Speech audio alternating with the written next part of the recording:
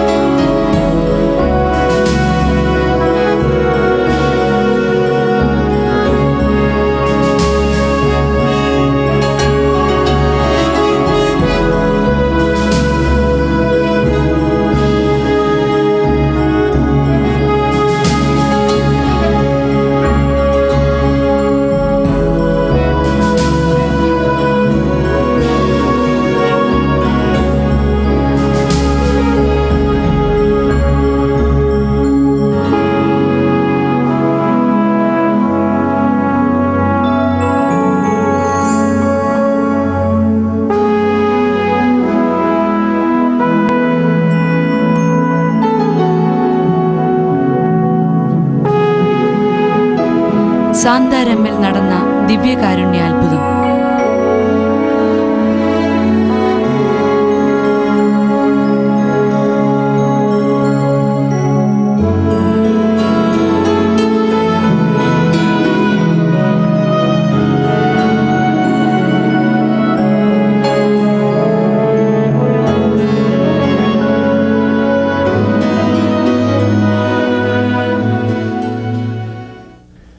ധാരാളം അത്ഭുതങ്ങൾക്കു വേണ്ടി ദൈവം തന്റെ അനന്തകാരുണ്യത്താൽ തിരഞ്ഞെടുത്ത സ്ഥലമാണ് പോർച്ചുഗൽ.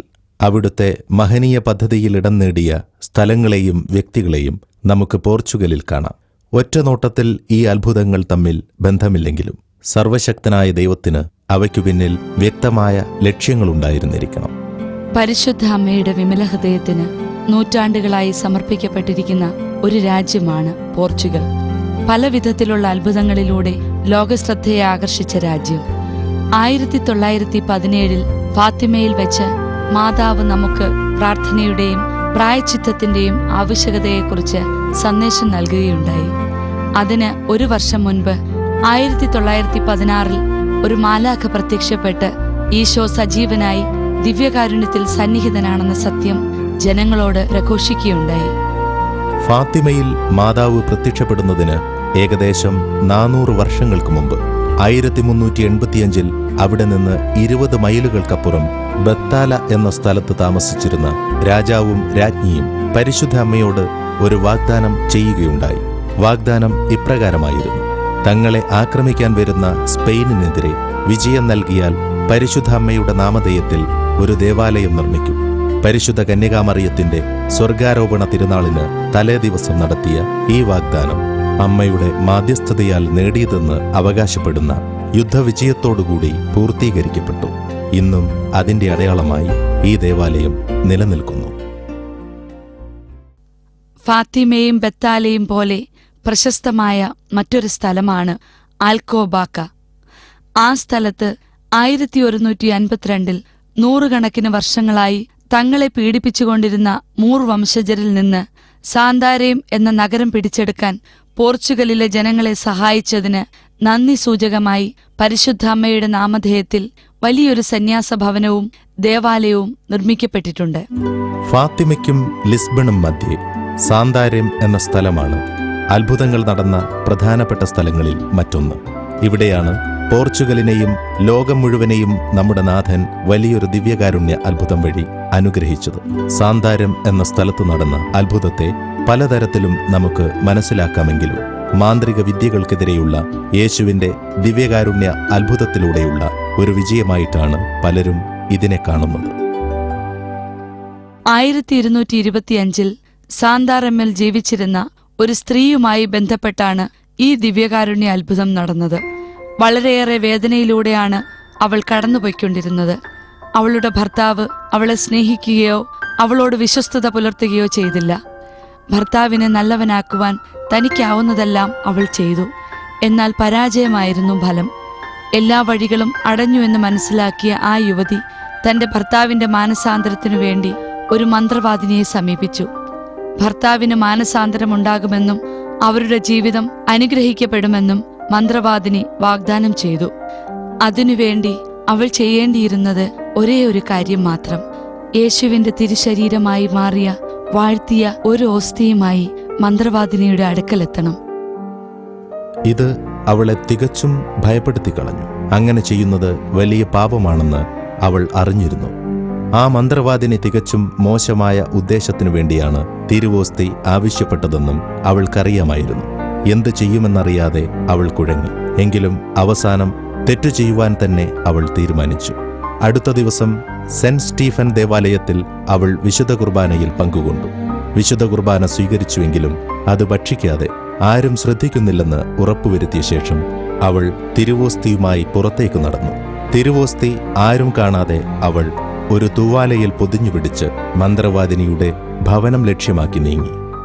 അത്ഭുതമെന്ന് പറയട്ടെ, വഴിയിൽ വെച്ച് തിരുവോസ്തിയിൽ നിന്ന് രക്തമേറ്റു വീഴുവാൻ തുടങ്ങി. കൂടെ സഞ്ചരിച്ചിരുന്നവർ അവളുടെ കയ്യിൽ നിന്നാണ് രക്തം വീഴുന്നത് എന്ന് ധരിച്ച് കാണിച്ചു കൊടുക്കുമ്പോഴാണ് ആ സത്യം അവൾ മനസ്സിലാക്കുന്നത്. തന്റെ കയ്യിൽ തൂവാലയിൽ പൊതിഞ്ഞു പിടിച്ചിരിക്കുന്ന തിരുവോസ്തിയിൽ നിന്ന് രക്തം തുള്ളി തുള്ളിയായി താഴേക്ക് വീണുകൊണ്ടിരിക്കുന്നു. ഒന്നും ചെയ്യാൻ സാധിക്കാത്ത ഒരു മാനസികാവസ്ഥയിലായി അവൾ. വീട്ടിലേക്ക് ഓടിയ അവൾ തൂവാലയിൽ പൊതിഞ്ഞ ഈശോയുടെ തിരുശരീരം ഒരു പെട്ടിക്കുള്ളിൽ സൂക്ഷിച്ചു. ഭയത്തോടെയും വിറയലോടെയും അവൾ ആ ദിവസം കഴിച്ചുകൂട്ടി. രാത്രിയിൽ ഭർത്താവ് വീട്ടിലെത്തിയപ്പോൾ തന്റെ ഭാര്യ പേടിച്ചു വിറച്ച് ഇരുട്ടിലിരിക്കുന്നതാണ് കണ്ടത്. ഉറങ്ങാൻ ശ്രമിച്ചിട്ടും ചെയ്തുപോയ അപരാധമോർത്ത്, സംഭവിച്ച വലിയ അത്ഭുതത്തെ ഓർത്ത് ആ രാത്രിയിൽ അവൾക്ക് ഉറങ്ങാൻ സാധിച്ചില്ല. ഏതാണ്ട് അർദ്ധരാത്രിയോടടുത്തപ്പോൾ അവരെ അത്ഭുതപ്പെടുത്തിക്കൊണ്ട് പെട്ടിക്കുള്ളിൽ നിന്ന് അസാധാരണമായ ഒരു പ്രകാശം പുറത്തേക്ക് വരുവാൻ തുടങ്ങി. അധികം താമസിയാതെ അത് മുറി മുഴുവൻ നിറഞ്ഞു. ഭയന്നു വിറച്ച അവൾ തന്റെ ഭർത്താവിനോട് സകല സത്യങ്ങളും തുറന്നു പറഞ്ഞു. പെട്ടി തുറന്നപ്പോൾ അവർ കണ്ടത് തിരുവോസ്തി വജ്രം പോലെ തിളങ്ങുന്നതാണ്. ആ രാത്രിയുടെ അവശേഷിച്ച സമയം മുഴുവനും തിരുവോസ്തിക്ക് മുൻപിൽ മുട്ടിന്മേൽ നിന്ന് അവർ രണ്ടുപേരും അവിടുത്തെ വാഴ്ത്തി സ്തുതിച്ച് ആരാധന നടത്തി. അടുത്ത ദിവസം ദിവ്യപ്രകാശത്താൽ ആകർഷിതരായി ജനങ്ങൾ വീടിനുള്ളിൽ തിങ്ങിക്കൂടി. തങ്ങളുടെ നഗ്ന നേത്രങ്ങൾ കൊണ്ട് ദിവ്യകാരുണ്യ അത്ഭുതത്തിന് അവർ സാക്ഷ്യം വഹിച്ചു. വികാരിയച്ഛൻ വിവരമറിഞ്ഞെത്തി യുവതിയിൽ നിന്ന് നടന്ന സംഭവങ്ങളെല്ലാം കേട്ടറിഞ്ഞു. തിരുവോസ്തി ആഘോഷപൂർവമായ പ്രദക്ഷിണത്തോടുകൂടി ഇടവക ദേവാലയത്തിലേക്ക് കൊണ്ടുപോയി മെഴുകുകൊണ്ടുണ്ടാക്കിയ ഒരു പാത്രത്തിലാക്കി തിരുവോസ്തി സക്രാരിക്കുള്ളിൽ വെച്ചു. അതിനടുത്ത ദിവസം മറ്റൊരത്ഭുതം നടന്നു. വൈദികൻ സക്രാരി തുറന്നപ്പോൾ മെഴുകുകൊണ്ടുണ്ടാക്കിയ പാത്രം ആയിരക്കണക്കിന് കഷ്ണങ്ങളായി ചിന്നിച്ചിതറിയിരിക്കുന്നു. ആ സ്ഥാനത്ത് ക്രിസ്റ്റല് കൊണ്ടുണ്ടാക്കിയ ഒരു പാത്രത്തിൽ ക്രിസ്തുവിന്റെ തിരുരക്തം നിറഞ്ഞിരിക്കുന്നു. അത് ഇന്നും ദേവാലയത്തിൽ സൂക്ഷിച്ചിട്ടുണ്ട്. അത്ഭുതങ്ങളുടെ ദേവാലയം എന്ന് പിന്നീട് ആ ദേവാലയത്തിന് പേരിടുകയുണ്ടായി. അന്നു മുതൽ ഇന്നുവരെ എല്ലാ വർഷവും ഏപ്രിൽ മാസത്തിലെ 2-ാമത്തെ ഞായറാഴ്ച ചരിത്രത്തിൽ നടന്ന സംഭവങ്ങൾ ദൃശ്യരൂപത്തിൽ വിശ്വാസികൾ അഭിനയിച്ചു കാണിക്കുന്ന ഒരു പതിവ് അവിടെയുണ്ട്. അത്ഭുതം നടന്ന ഭവനത്തിൽ നിന്ന് ദേവാലയത്തിലേക്ക് ആഘോഷപൂർവമായി ഒരു പ്രദക്ഷിണത്തിനിടയിലാണ് ഇത് ചെയ്യുന്നത്. 1684 അത്ഭുതം നടന്ന ഭവനവും ഒരു ചെറിയ ദേവാലയമാക്കി മാറ്റുകയുണ്ടായി.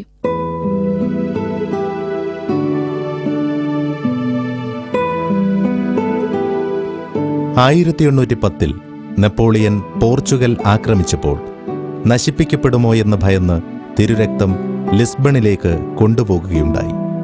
ലിസ്ബണിലെ മെത്രാൻ അത് അവിടെ പരസ്യ വണക്കത്തിന് വെച്ചു. അത് സ്ഥിരമായി അവിടെയായിരിക്കുമോ എന്ന് ഭയന്ന് സാന്താറമ്മിലെ ജനങ്ങൾ പ്രക്ഷോഭമുണ്ടാക്കി. നമ്മുടെ നാഥന്റെ അത്ഭുതകരമായ സാന്നിധ്യം. പിന്നീട് രഹസ്യത്തിൽ ലിസ്ബണിൽ നിന്ന് യേശുവിന്റെ തിരുരക്തം സാന്താറമ്മിലേക്ക് കൊണ്ടുവന്നു.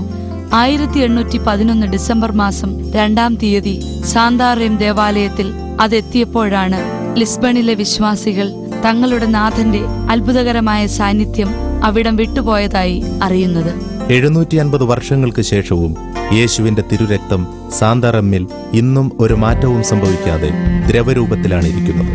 ഒരു വൈദികനോടൊപ്പം അവിടെ എത്തുന്ന തീർത്ഥാടകർക്ക് ഇന്നും ഈശോയുടെ തിരുരക്തം പുറത്തെടുത്ത് അവിടുത്തെ ആരാധിക്കുകയും വണങ്ങുകയും ചെയ്യാവുന്നതാണ്.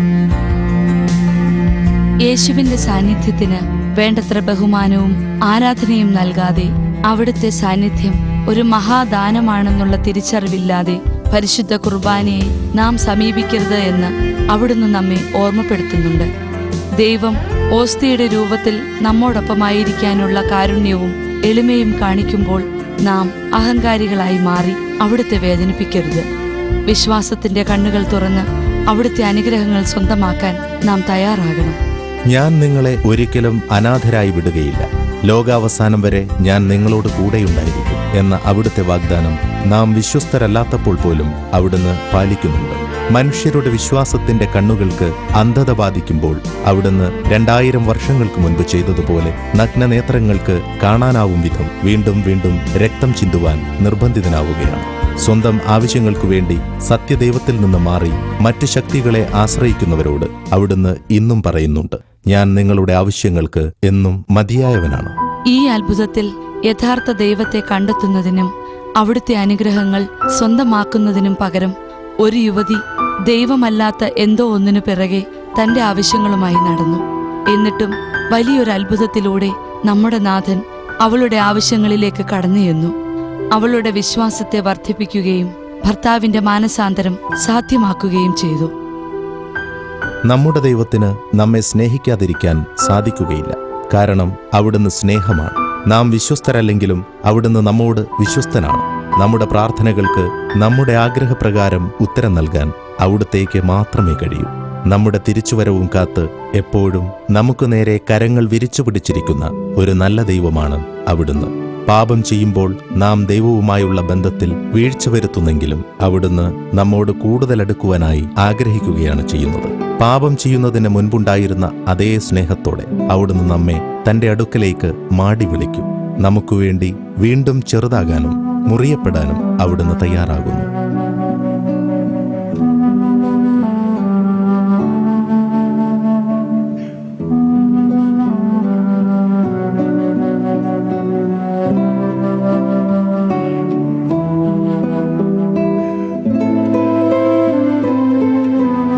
അലക്സാൻഡ്രീന ഡ കോസ്റ്റ.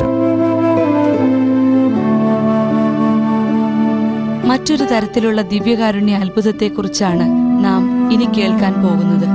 ദിവ്യകാരുണ്യത്തെ അത്യഗാധമായി സ്നേഹിച്ച വ്യക്തികൾ ദിവ്യകാരുണ്യം മാത്രം ഭക്ഷിച്ച് തങ്ങളുടെ ജീവൻ വർഷങ്ങളോളം നിലനിർത്തുവാൻ യേശു കൃപ നൽകിയ വിശുദ്ധ ജീവിതങ്ങൾ.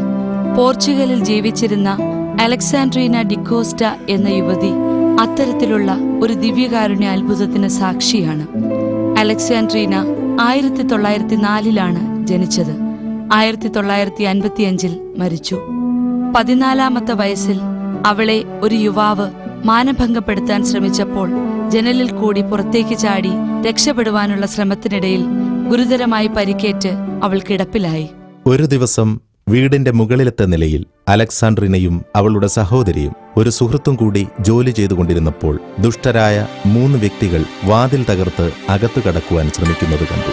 അവർ തങ്ങളെ തന്നെ രക്ഷിക്കുവാൻ ശ്രമിച്ചുവെങ്കിലും ഫലമുണ്ടായിരുന്നില്ല. അക്രമികളുടെ ലക്ഷ്യം തങ്ങളെ നശിപ്പിക്കുകയാണെന്ന് മനസ്സിലാക്കിയ അവൾ ജനാലയിലൂടെ താഴേക്ക് ചാടി. അവിടെ നിന്ന് കൈക്കലാക്കിയ ആയുധവുമായി മുകളിലത്തെ നിലയിലെത്തി. അക്രമികളെ അവൾ നേരിട്ടു. 3 പേരും അക്രമികളിൽ നിന്നും രക്ഷപ്പെട്ടുവെങ്കിലും അലക്സാൻഡ്രീനയുടെ നട്ടെല്ലിന് സാരമായ പരിക്കേറ്റിരുന്നു. 1924 അവൾ പൂർണ്ണമായും തളർന്നു പോവുകയും ജീവിതത്തിന്റെ പിന്നീടുള്ള വർഷങ്ങൾ കിടക്കയിൽ നിശ്ചലമായി കഴിച്ചുകൂട്ടേണ്ടി വരികയും ചെയ്തു. വിശുദ്ധ മാർഗരറ്റ് മേരിയുടെ ജീവിതവുമായി സാമ്യമുള്ള ഒരു ജീവിതമായിരുന്നു അലക്സാൻഡ്രീനയുടേത്. യേശുനാഥനുമായി നേരിട്ട് സംഭാഷണം നടത്തുന്നതിനുള്ള ഭാഗ്യം അവൾക്ക് ലഭിച്ചിരുന്നു. വെള്ളിയാഴ്ചകളിൽ യേശുവിന്റെ പീഡാനുഭവങ്ങളിൽ പങ്കുചേരുന്നതിനുള്ള കൃപയും അവൾക്ക് നൽകപ്പെട്ടിരുന്നു. അലക്സാൻഡ്രീന ഇതുവരെയും വിശുദ്ധയായി നാമകരണം ചെയ്യപ്പെട്ടിട്ടില്ല. അവളുടെ വിശുദ്ധ ജീവിതത്തെക്കുറിച്ച് സഭ ഗാഢമായി പഠിച്ചുവരുന്നു. സ്വർഗീയമായ ദർശനങ്ങളും വെളിപാടുകളും ധാരാളമായി അലക്സാൻഡ്രീനോയ്ക്ക് ലഭിച്ചിരുന്നു. എല്ലാ വെള്ളിയാഴ്ചകളിലും ഈശോയുടെ പീഡാസഹനങ്ങൾ സ്വന്തം ശരീരത്തിൽ അവൾക്ക് അനുഭവപ്പെട്ടിരുന്നു. ഏകദേശം 180 ആഴ്ചകൾ തുടർച്ചയായി ഇങ്ങനെയൊരു അനുഭവത്തിലൂടെ അവൾ കടന്നുപോയി. 1942 വലിയ ആഴ്ചയിൽ ഇത്തരം അനുഭവങ്ങൾ പെട്ടെന്ന് നിന്നുവെങ്കിലും ശരീരത്തിൽ അതികഠിനമായ വേദനയാണ് അവൾ അനുഭവിച്ചുകൊണ്ടിരുന്നത്. അതികഠിനമായ ദാഹവും വിശപ്പും മൂലം അവൾ വലഞ്ഞു. പക്ഷേ ഭക്ഷണം കഴിക്കുവാനോ ആശ്വസിക്കുവാനോ അവൾക്ക് കഴിഞ്ഞില്ല. ഇത് അവളുടെ ജീവിതത്തിന്റെ അവസാനമാണെന്ന് അവൾ കരുതി. ഇത് അലക്സാണ്ട്രീനയുടെ ജീവിതത്തിലെ മറ്റൊരു അത്ഭുതത്തിന്റെ തുടക്കമായിരുന്നു. ദിവ്യകാരുണ്യം മാത്രം ഭക്ഷിച്ച് അവൾ പിന്നീടുള്ള നീണ്ട 13 വർഷങ്ങൾ ചിലവഴിച്ചു. വിശുദ്ധ കുർബാന മാത്രം ഭക്ഷിച്ച് ജീവിച്ചിരുന്ന മറ്റു വിശുദ്ധാത്മാക്കളിൽ നിന്ന് വ്യത്യസ്തമായി അലക്സാണ്ട്രീനയ്ക്ക് 1942 പെസഹ വ്യാഴാഴ്ച അനുഭവപ്പെട്ട അതികഠിനമായ വിശപ്പും ദാഹവും ഒരിക്കലും ശമിച്ചിരുന്നില്ല. ഒരിക്കലും പരിശുദ്ധ കുർബാനയല്ലാതെ മറ്റൊരു ഭക്ഷണവും കഴിക്കുന്നതിന് അവൾക്ക് സാധിച്ചുമില്ല. ശാസ്ത്രം ഇത്രയേറെ പുരോഗമിച്ച ഇക്കാലഘട്ടത്തിൽ ഒരു മനുഷ്യ വ്യക്തിക്ക് 20 ദിവസത്തിൽ കൂടുതൽ ഭക്ഷണവും ജലവുമില്ലാതെ ജീവൻ നിലനിർത്തുവാൻ സാധിക്കുകയില്ല എന്ന് പഠനങ്ങൾ വ്യക്തമാക്കുന്നുണ്ട്. അല്പം ജലം പോലും കുടിക്കാതെ നീണ്ട ഒരു വർഷത്തേക്ക് അവൾ പൂർണ്ണ ഉപവാസത്തിലായിരുന്നു. പല ഡോക്ടർമാരും അവളുടെ ജീവിതത്തിൽ നടക്കുന്ന ഈ അത്ഭുതത്തെക്കുറിച്ച് പഠനങ്ങൾ നടത്തുകയും എന്താണ് സംഭവിക്കുന്നതെന്ന് കണ്ടുപിടിക്കുവാൻ ശ്രമിക്കുകയും ചെയ്തു.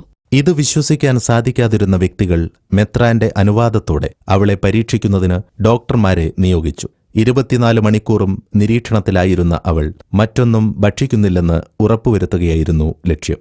പരീക്ഷണങ്ങൾക്ക് നടുവിലും അലക്സാണ്ട്രീന ആവശ്യപ്പെട്ടത് ഒന്നു മാത്രമാണ്: എല്ലാ ദിവസവും ദിവ്യകാരുണ്യം സ്വീകരിക്കുവാനുള്ള അവസരം ലഭിക്കണമെന്നായിരുന്നു അത്. നീണ്ട 40 ദിവസങ്ങളിൽ 24 മണിക്കൂറും ഡോക്ടർമാരുടെ നിരീക്ഷണത്തിലായിരുന്ന അലക്സാണ്ട്രീന തന്റെ ആരോഗ്യം സംരക്ഷിച്ചത് ദിവ്യകാരുണ്യം ഒന്നുകൊണ്ട് മാത്രമാണെന്ന് അവസാനം ഔദ്യോഗികമായി തെളിയിക്കപ്പെട്ടു. ജലപാനം പോലുമില്ലാതെ ഇത്ര കഠിനമായ ഉപവാസത്തിലൂടെ കടന്നുപോയപ്പോഴും അവളുടെ രക്തസമ്മർദ്ദവും നാഡിയിടിപ്പും ഭാരവും ഹൃദയത്തിന്റെ പ്രവർത്തനവും എല്ലാം സാധാരണമായിരുന്നു എന്നത് ആരെയും വിസ്മയിപ്പിക്കുന്നതാണ്. ഈ അസാധാരണമായ സംഭവത്തെ വിശദീകരിക്കുവാൻ വൈദ്യശാസ്ത്രം തീർത്തും പരാജയപ്പെട്ടു. എന്നാൽ യേശുനാഥൻ അലക്സാണ്ട്രീനയ്ക്ക് പ്രത്യക്ഷപ്പെട്ട് ശാസ്ത്രത്തിന് വിശദീകരിക്കാനാവാത്തത് വിശദീകരിച്ചു കൊടുത്തു. മകളെ, നീ ഇന്ന് ജീവിക്കുന്നത് ദിവ്യകാരുണ്യം മാത്രം ഭക്ഷിച്ചാണെന്ന് ലോകത്തിന് മനസ്സിലായിരിക്കുന്നു. ദിവ്യകാരുണ്യത്തിന്റെ യഥാർത്ഥ ശക്തി എന്തെന്ന് ലോകത്തിന് മനസ്സിലാക്കി കൊടുക്കുവാനായി ഞാൻ നിന്നെ ഒരു ഉപകരണമാക്കിയതാണ്. എന്റെ ദിവ്യകാരുണ്യത്തിലുള്ള സാന്നിധ്യം മനുഷ്യബുദ്ധിക്കും ശാസ്ത്രത്തിനും അതീതമാണ്, അഗ്രാഹ്യമാണ്. എന്റെ ജീവന് നിങ്ങളുടെ ആത്മാക്കളിൽ പ്രകടമാക്കുവാൻ സാധിക്കുന്ന ശക്തി കാണിച്ചു തരുവാനാണ് ഞാൻ ഇപ്രകാരം ചെയ്തത്. ജീവിതത്തിലുടനീളം സഹനത്തിലൂടെയാണ് അവൾ കടന്നുപോയത്. ശിരസ്സൊഴികെ ശരീരത്തിന്റെ ഒരു ഭാഗവും ചലിപ്പിക്കുവാൻ അവൾക്ക് കഴിഞ്ഞില്ല. നിരന്തരമായ പീഡകളും അവൾ കേൾക്കേണ്ടി വന്നു. മുഖത്തിനു ചുറ്റും പറന്നിരുന്ന പ്രാണികളും മറ്റും അവളെ നിരന്തരം പീഡിപ്പിച്ചുകൊണ്ടിരുന്നു. അവൾ യേശുവിനോട് പരാതിപ്പെട്ടു. നിശ്ചലമായ തന്റെ ശരീരത്തിൽ താൻ സഹിക്കുന്ന വേദനകൾ കാണുന്നില്ലേ എന്ന് നിലവിളിച്ചു ചോദിച്ചു. അവിടുന്ന് അവളോട് അരുളി ചെയ്തു, ദിവ്യകാരുണ്യനാഥനായ എന്നോടൊപ്പമായിരിക്കുക. ഞാൻ നിന്നെ ഏതു പ്രതിസന്ധിയിലും ആശ്വസിപ്പിക്കാം. ഈശോ തന്റെ പരാതി പറഞ്ഞു.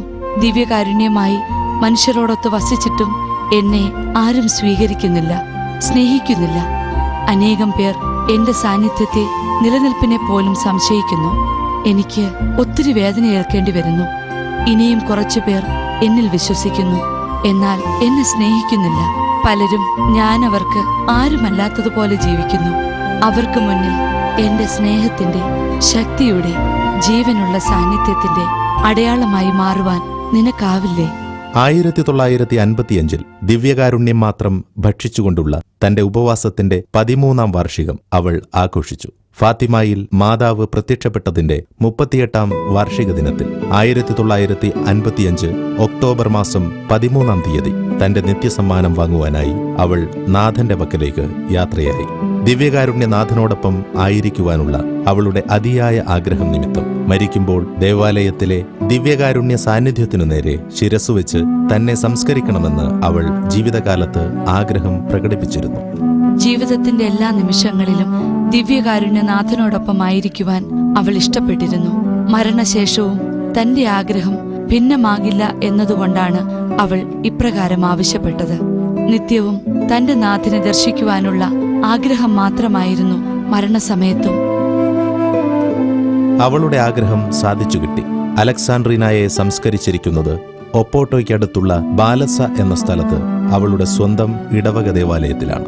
അലക്സാണ്ട്രീനായുടെ കല്ലറ ദിവ്യകാരുണ്യനാഥനെ ഇന്നും ഉറ്റുനോക്കുന്നുണ്ട്.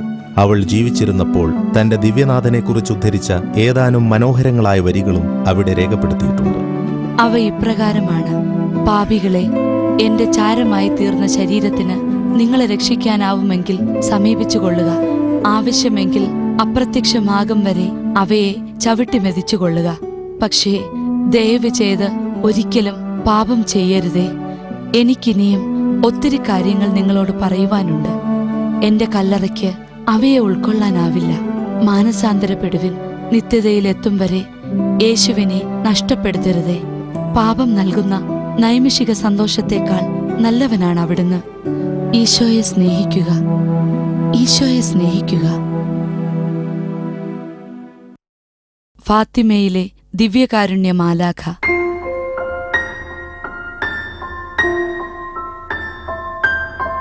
ആയിരത്തി 1916 പരിശുദ്ധ മാതാവ് 3 കുട്ടികൾക്ക് പ്രത്യക്ഷപ്പെടുന്നതിനു മുൻപ് 2 പ്രാവശ്യം ഫാത്തിമയിൽ ഒരു മാലാഖ പ്രത്യക്ഷപ്പെട്ടിരുന്നു. 1916 വസന്തകാലത്താണ് മാലാഖ കുട്ടികൾക്ക് പ്രത്യക്ഷപ്പെട്ടത്. തെളിവുള്ള ഒരു ദിവസം കുട്ടികൾ കളിച്ചുകൊണ്ടിരിക്കുകയായിരുന്നു. പെട്ടെന്ന് അതിശക്തമായ ഒരു കാറ്റ് മരങ്ങളെ പിടിച്ചുകുലുക്കി. കുട്ടികൾ കളി അവസാനിപ്പിച്ച് ആശ്ചര്യത്തോടെ ചുറ്റും നോക്കി. അവരുടെ മുൻപിൽ തേജസ്സോടെ ഒരു മാലാഖ എത്തിയത് അവരുടെ നഗ്നനേത്രങ്ങൾ ദർശിച്ചു. മാലാഖ പറഞ്ഞു, ഞാൻ സമാധാനത്തിന്റെ മാലാഖയാണ്. ഈശോയ്ക്കും മാതാവിനും നിങ്ങളെക്കുറിച്ച് ശ്രേഷ്ഠമായ ഒരു പദ്ധതിയുണ്ട്. നിങ്ങൾ നിരന്തരമായി പ്രാർത്ഥിക്കണം. അതിനുശേഷം മാലാഖ അവർക്കൊരു പ്രാർത്ഥന നൽകി. മാലാഖ സാഷ്ടാംഗം പ്രണമിച്ചുകൊണ്ട് ഇപ്രകാരം പ്രാർത്ഥിച്ചു: എന്റെ ദൈവമേ, ഞാൻ അങ്ങിൽ വിശ്വസിക്കുന്നു, അങ്ങയെ ആരാധിക്കുന്നു, അങ്ങിൽ ആശ്രയിക്കുന്നു, അങ്ങയെ സ്നേഹിക്കുന്നു. അങ്ങയിൽ വിശ്വസിക്കുകയോ അങ്ങയെ ആരാധിക്കുകയോ അങ്ങിൽ ആശ്രയിക്കുകയോ അങ്ങയെ സ്നേഹിക്കുകയോ ചെയ്യാത്തവർക്കു വേണ്ടി ഞാൻ മാപ്പ് ചോദിക്കുന്നു. ഈ പ്രാർത്ഥന കുട്ടികൾ ഏറ്റുചൊല്ലി. മാലാഖ അത് 3 പ്രാവശ്യം ആവർത്തിച്ചു. അതിനുശേഷം മാലാഖ അവരോട് പറഞ്ഞു, ഇപ്രകാരം പ്രാർത്ഥിക്കുക: ഈശോയുടെയും മാതാവിന്റെയും ഹൃദയങ്ങൾ നിങ്ങളുടെ പ്രാർത്ഥന കേൾക്കുവാൻ സന്നദ്ധമാണ്. അത് പറഞ്ഞ് മാലാഖ അപ്രത്യക്ഷമായി. അതിനുശേഷം മാലാഖ കുട്ടികളോടൊപ്പം ഇപ്രകാരം പ്രാർത്ഥിച്ചു: പിതാവും പുത്രനും പരിശുദ്ധാത്മാവുമായ ത്രിയേക ദൈവമേ, ഞാൻ അങ്ങയെ ആരാധിക്കുന്നു. ഈശോയെ വേദനിപ്പിച്ചുകൊണ്ട് വർദ്ധിച്ചുവരുന്ന തിന്മകൾക്കും നിന്ദനങ്ങൾക്കും അവഹേളനങ്ങൾക്കും പരിഹാരമായി ലോകമെമ്പാടുമുള്ള സക്രാരികളിൽ വസിക്കുന്ന ദിവ്യകാരുണ്യനാഥന്റെ തിരുശരീരവും തിരുരക്തവും ആത്മാവും ദൈവത്വവും അങ്ങേക്ക് ഞാൻ കാഴ്ചയായി സമർപ്പിക്കുന്നു. ഈശോയുടെ തിരുഹൃദയത്തിന്റെ അനന്ത നന്മകളെ പ്രതി പരിശുദ്ധ അമ്മയുടെ വിമല ഹൃദയം വഴിയായി ലോകമെങ്ങുമുള്ള സകല പാപികളുടെയും മാനസാന്തരത്തിനു വേണ്ടി ഞാൻ യാചിക്കുന്നു. നമ്മുടെ നാഥൻ പരിശുദ്ധ അമ്മയ്ക്കു മുൻപ് കുട്ടികളെ ഒരുക്കുന്നതിനു വേണ്ടി ഒരു മാലാഖയെ അയച്ചു. അവിടെ നൽകിയ സന്ദേശം വളരെ വ്യക്തമായിരുന്നു: പ്രാർത്ഥിക്കുക, പരിത്യാഗം അനുഷ്ഠിക്കുക, ദിവ്യകാരുണ്യനാഥനെ ആരാധിക്കുക. അവിടെ വെച്ച് ലൂസി ഈശോയുടെ സജീവമായ അവിടുത്തെ ശരീരം സ്വീകരിച്ചു. ജസീന്തയും ഫ്രാൻസിസും തിരുരക്തവും. താബോർ മലയിൽ അവിടുന്ന് ചെയ്തതുപോലെ നമ്മുടെ നാഥൻ യാത്രയ്ക്കു വേണ്ടി അവരെ ശക്തിപ്പെടുത്തുകയായിരുന്നു. ഫ്രാൻസിസിനും ജസീന്തയ്ക്കും ലൂസിക്കും ധാരാളം സഹിക്കാനുണ്ടായിരുന്നു. ഈശോ അവരെ ഒരുക്കുകയായിരുന്നു. മാലാഖയുടെ ഒരു കൈയിൽ കാസയും മറുകൈയിൽ തിരുവോസ്തിയും ഉണ്ടായിരുന്നു. തിരുവോസ്തിയിൽ നിന്ന് രക്തം ഇറ്റുവീഴുന്നുണ്ടായിരുന്നു. കാസയും തിരുവോസ്തിയും വായുവിൽ വച്ച് മാലാഖ താണുവണങ്ങി ഈശോയെ ആരാധിച്ചു. കുട്ടികളും അതുതന്നെ ചെയ്തു. ഇത് നമുക്കും ഒരു പാഠമാകണം. സഹോദരരെ, നാം ഇപ്പോൾ പരിശുദ്ധമായ സ്ഥലത്താണ് നിൽക്കുക. ഇവിടെയാണ് മാലാഖ പ്രത്യക്ഷപ്പെട്ട് എപ്രകാരം പ്രാർത്ഥിക്കണമെന്ന് നമ്മെ പഠിപ്പിച്ചത്. ജീവിതത്തിൽ ഏറ്റവും ശ്രേഷ്ഠമായി കരുതേണ്ടത് എന്താണെന്നും അവിടുന്ന് നമ്മെ പഠിപ്പിച്ചു. ആത്മാവോടും ശരീരത്തോടും ദൈവത്വത്തോടും കൂടിയുള്ള ദിവ്യകാരുണ്യത്തിലെ അവിടുത്തെ സജീവ സാന്നിധ്യം. അവിടുത്തെ കുമ്പിട്ട് ആരാധിക്കുക.